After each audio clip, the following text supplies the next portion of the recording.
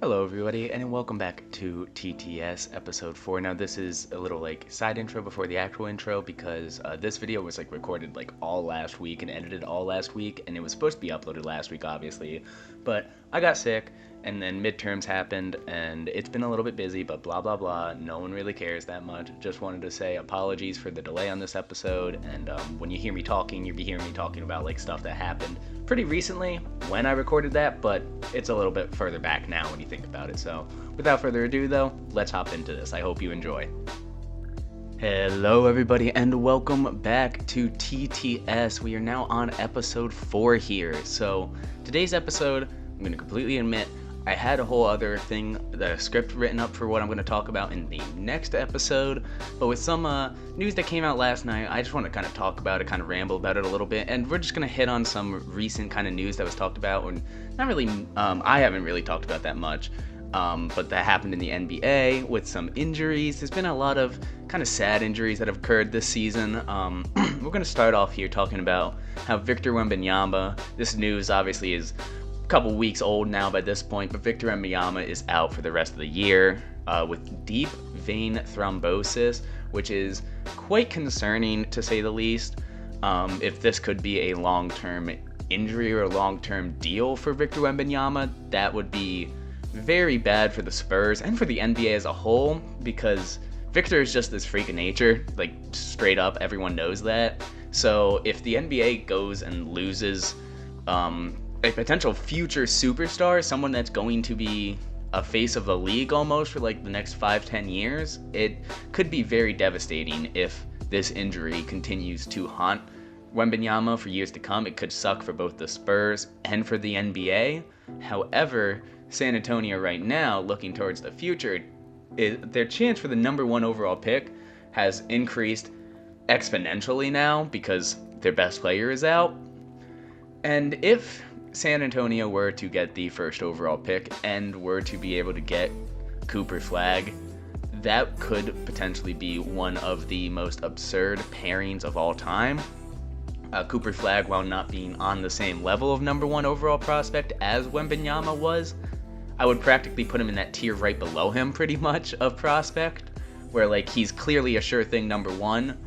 Number 1 overall pick, and he is clearly a head and shoulders above the rest of the class, but he's still he's right about that AD level of number 1 overall pick. So if Cooper Flag and Victor Wembanyama are able to team up in San Antonio, that could be very dangerous for the rest of the league for years to come. Also, I think most people know about this stat, but it's just ridiculous to me that despite only playing in 46 games, Victor Wembanyama has a very, very high chance to lead the league in total blocks, which is just crazy to think about. And that stat would be the first time a player playing in under 50 games has led the league in that specific stat category, which is just absurd to think about. Moving on to the next topic. This one obviously is also a little old at this point, but Joel Embiid has been forced to sit out for the remainder of the season, and that is just long overdue. Anyone that watched the Sixers this season, first of all, I'm sorry, it was torture. But secondly, you should have been able to know that Joel Embiid just didn't look good. He did not look like he was trusting his body that much. He looked mechanical. He did not look fluid in his motions. He looked like a 7-foot dude that had no trust in his body. And, people can point the fingers all they want. Joel Embiid probably should not have been competing in the Olympics, but time and time again, Embiid has been pushed out there with an injury or just recovering from an injury. He's gone out there far too early. And every time now, it feels like it hasn't paid off. It's either resulted in Embiid getting hurt further, his play not being good, or a combination of the both, like this season. I mean, Joel Embiid's statistics this season were horrendous for his standards. He just, like I said, he looked bad out there. He clearly was out of it, just was not playing up to his standards, and I think almost all of that can point to the fact that he should not have been playing. He kept pushing himself out there, whether it was a fault of his own or the fault of the team. It was long overdue that Joel Embiid was forced to sit out for the rest of the season. I mean, the Sixers, need to just do a reset on this season. This season went horrendously for them. One of the worst possible outcomes imaginable with how many injuries they dealt with from all parties. Just a really sad turn of events for the Philadelphia 76ers, and this could potentially be the last time we see Joel Embiid in Philadelphia. And I don't know how much more Joel Embiid's body can take at this point. He has had so many surgeries and so many injuries, and for a guy that big, it's very unlikely that we're going to see Joel Embiid back to that peak that we saw him in recently, in that MVP form. It's sad to say, but I don't see a path where we see Joel Embiid get back to that superstar level of dominance again. And for Philadelphia, that sucks. And for a lot of the NBA, it doesn't really suck. I don't think a lot of people in the NBA truly like Joel Embiid, which is a whole different topic for another day. But it's unfortunate to see how poorly this season has gone for Philadelphia. Just absolute disaster at pretty much all ends of it. Moving on here, this is the last thing that I want to talk about. This was pretty much my whole reason for wanting to make this video. Last night, Kyrie Irving tore his ACL for the Dallas Mavericks. And this one hurts. I mean, I think if you're a fan of basketball, you're most likely a fan of Kyrie Irving. Now, his antics in the past have been questionable, but in terms of being a pure shot maker, pure baller, he is so enjoyable. He is such a pleasure to watch on the basketball court. He's a true maestro. He is a true master of his craft. Watching him, his dribble moves, he has the ball on a string. He is one of the best examples of that cliche. So to see him out for the rest of the year, obviously an ACL tear is never a good injury, but when you're a older guard like he is, who's already had his fair share of injuries and has already been in the NBA for so long, it's very concerning. We're really hoping that Kyrie Irving is going to be able to get back to a healthy version of himself, because a healthy Kyrie Irving is, like I said, he's such a pleasure to watch.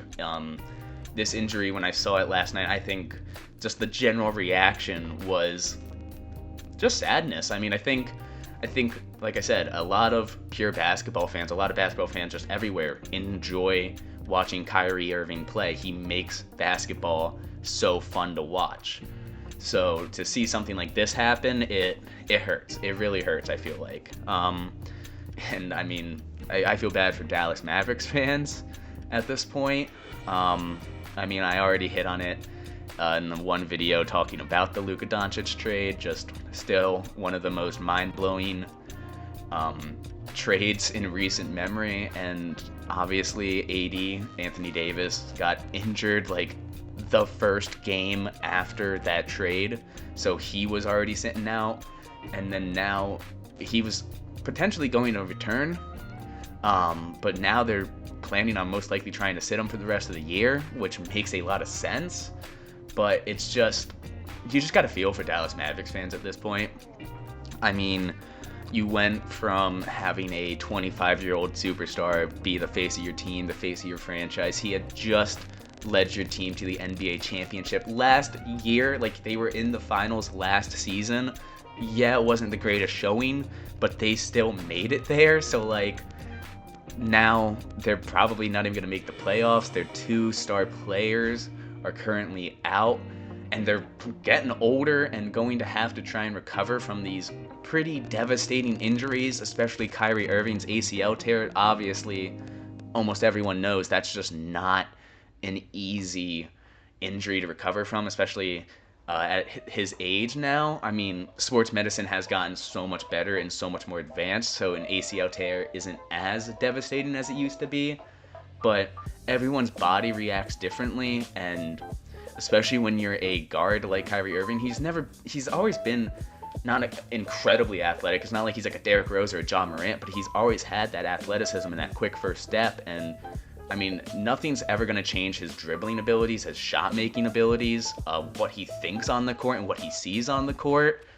But it's just, I think it's very concerning to wonder if like his first step's going to be the same, or if he's just going to be the same player.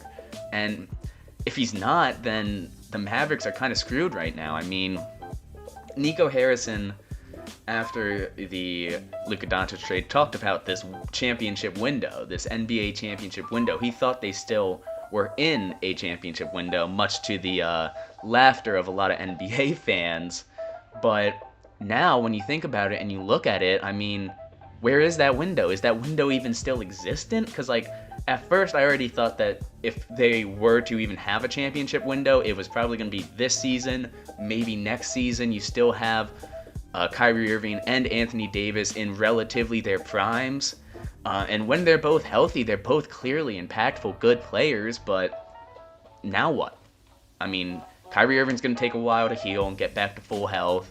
You can potentially sit out AD for the rest of the year and have him fully healthy for the start of next year, but Kyrie Irving's going to be a huge question mark now. And what are you going to do from here? I mean, Nico Harrison right now has his work cut out for him, and I don't even know, like, with how bad this trade has gone for them in every way, this trade went disastrous. Their big return in Anthony Davis got injured for a couple weeks and is going to be out. And then their star player that they already had and that they were reliant on to carry them without AD is now gone for the rest of the season. It's just so disastrous. I have not seen a franchise crumble like this in like any sport, pretty much like ever, it feels like. I mean, it's been 8 months. It's not even been a year since they were in the NBA Finals and Luka Doncic was a goddamn Maverick. It just does not make sense to me. It does not make sense how the Dallas Mavericks have just completely crumbled and are not even going to be making the playoffs this year, most likely. It is just quite sad. If you know a Mavericks fan, give them a hug. Maybe send them a bouquet of roses. They probably need it to get through the next couple months. With all that being said, I think I've rambled on enough about some of the recent injuries that have occurred in the NBA. Like I said, this one was really just, I wanted to get out these feelings and this rant kinda. It's not very typed out and I didn't have many ideas going into this. I just wanted to note some of these injuries. Obviously, all of these suck. Injuries always are just sad and you don't want to see them ever.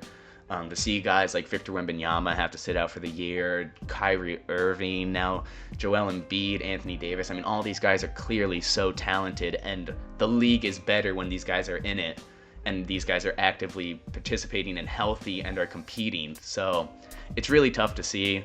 Obviously, injuries are always going to happen. I wish all of these guys the best of luck healing. Victor Wembanyama in particular with deep vein thrombosis, and Kyrie Irving with his ACL tear. With all that being said though, if you do like this video, please make sure to hit that like button down below. Comment which one of these injuries probably hits you the most and upsets you the most. And if you have not subscribed, please make sure to do that. I will greatly appreciate that. And with all that being said, have a great rest of your day, and I will see you all later.